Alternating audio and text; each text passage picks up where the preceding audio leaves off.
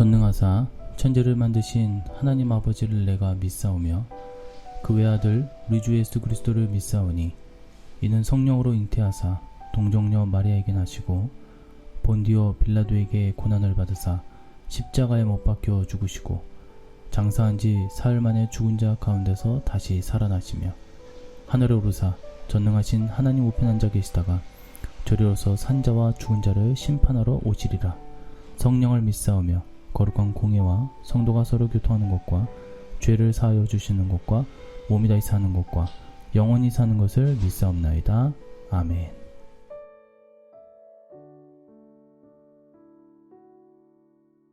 내가 곧 성령에 감동되었더니 보라, 하늘에 보좌를 베풀었고 그 보좌 위에 앉으신 이가 있는데. 아멘. 할렐루야. 오늘은 바울이 본 천국 그것을 마치고 이제 요한이 본 천국이라는 말씀 큰 주제로 세 가지로 나누어서 새벽 말씀을 이어나가도록 하겠습니다. 오늘은 첫 번째, 삼위일체 하나님 성부 성자 성령님이 계셨다 라고 합니다. 하늘의 보좌를 베풀었다고 말하고 있는데, 하늘 보좌는 하나님의 통치권을 나타내는 상징적 표현입니다. 그 보좌에 앉으신 이는 성부 하나님을 의미합니다. 계시록 4장 5절에 보면 보좌로부터 번개와 음성과 우레소리가 나고 보좌 앞에 켠 등불 7이 있으니 이는 하나님의 7영이라. 이 보좌 앞에 켠 등불 7은 7영이라고 했습니다. 7영은 성령 하나님을 말하고 있습니다. 또한 5장 6절에 보면 내가 또 보니 보좌와 내 생물과 장로들 사이에 한 어린 양이 서 있는데 일찍이 죽임을 당한 것 같더라. 그에게 7뿔과 7눈이 있으니 이 눈들은 온 땅에 보내심을 받은 하나님의 7영이더라. 이 보좌와 내 생물과 장로들 사이에 한 어린 양으로 묘사된 예수 그리스도, 즉 성자 하나님이 계십니다. 성부 하나님이 아버지가 되시고 성자 하나님이 우리의 중보자가 되시고 성령 하나님이 우리를 인도하십니다. 천국에 삼위 하나님이 계신다라는 것이죠. 그렇다면 보좌는 무엇입니까? 보좌는 하나님의 모습을 상징합니다. 보좌는 왕이 앉은 자리를 말하는데 하나님이 왕이시고 통치자이시라는 것이죠. 보좌에 계신 하나님은 어떤 분이십니까? 인간의 언어로는 설명할 수 없습니다. 그래서 상징의 언어를 통해 하나님을 보여주고 있습니다. 벽옥은 푸른빛이 나는 고운 옥을 말하는데 하나님의 거룩하심과 정결함을 상징합니다. 거룩하신 하나님을 인간의 언어로 다 표현할 수 없습니다. 인간의 언어로 하나님을 다 설명한다면 그분은 하나님이 아니시죠. 인간은 죄성을 가지고 있고 시간과 공간의 제약 가운데 있으므로 영원히 계신 절대 차원의 하나님의 세계를 다 표현할 수 없습니다. 마찬가지로 절대 차원인 성령님의 감동으로 쓰인 이 성경을 인간의 차원으로 이해해서 받아들이는 것은 말이 안 됩니다. 무조건적으로 성경 안으로 들어가 아멘으로 받아들이면 하나님의 나라의 크고 비밀한 경륜과 경이로운 일들을 깨닫게 되는 것입니다. 성경을 인간의 잣대로 판단하여 적당히 믿고 내 생각으로 신앙생활을 하는 것은 진정으로 예수님을 믿는 것이 아닙니다.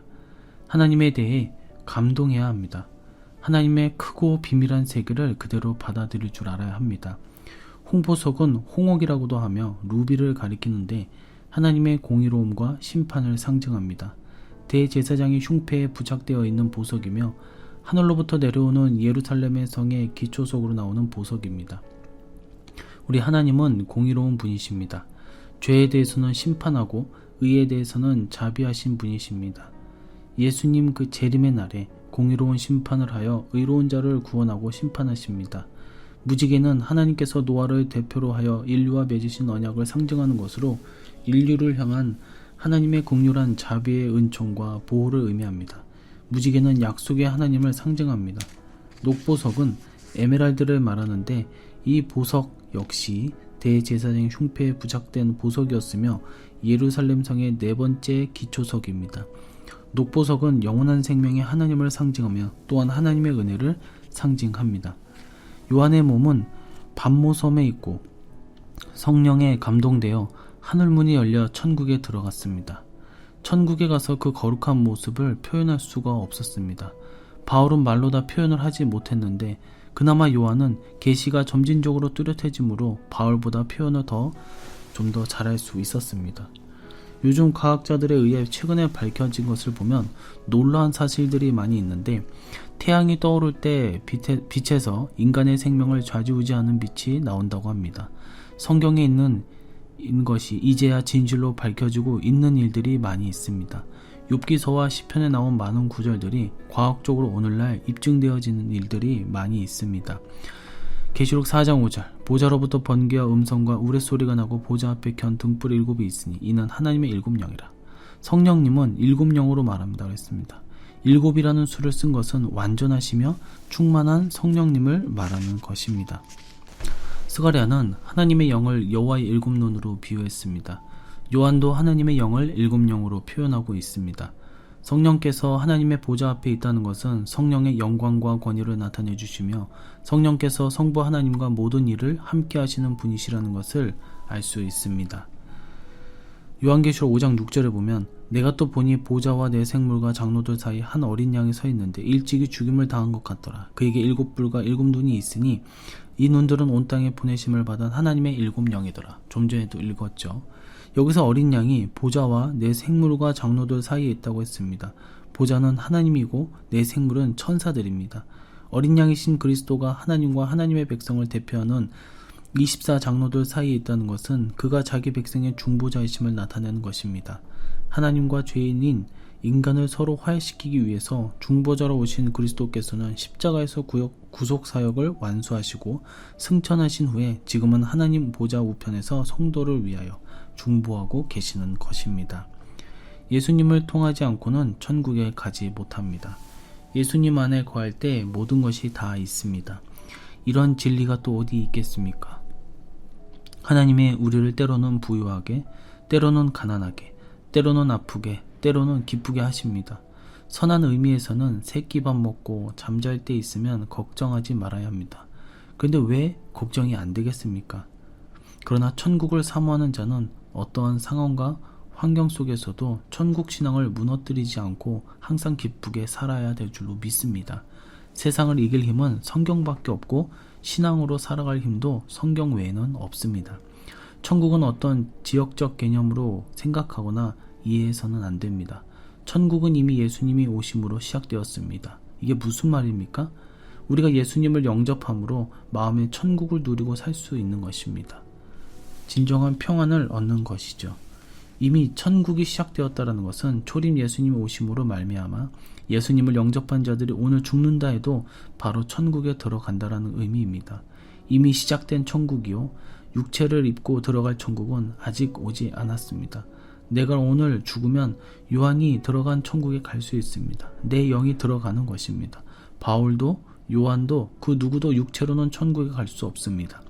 예수 그리스도가 재림하시기 전에는 육체를 입고 갈 수 없습니다. 영이 가는 곳이요, 또 우리가 죽으면 천국에 가는 것입니다.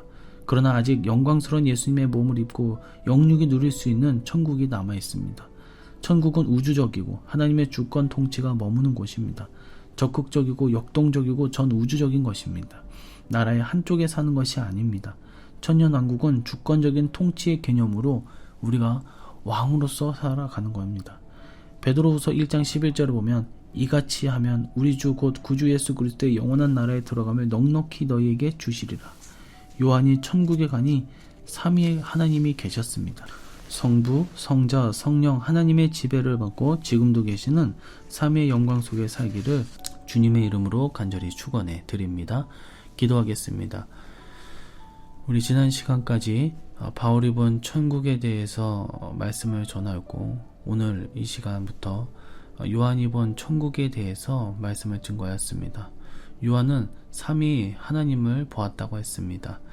천국은 하나님이 계시는 곳이고 하나님이 주관하시고 또한 우리가 가는 그곳입니다. 이 땅에 우리가 잠시 머물고 영원히 살아야 되는 그 천국을 우리가 사모하면서 살아갈 수 있도록, 또한 우리가 그것을 붙잡으면서 살아갈 수 있는 은혜와 또한 지혜와 그 신앙이 있을 수 있도록 은혜를 내려 주시옵소서. 이 땅에서의 괴로움과 또 온갖 고난과 힘듦이 있다 하더라도 우리가 무너지지 않고 천국 소망을 품고 살아갈 수 있도록 은혜를 내려 주시옵소서. 함께 해주실 것을 믿사오며 다시 오실 예수님의 이름으로 기도드리옵나이다. 아멘. 주기도문으로 새벽 예배를 마치도록 하겠습니다.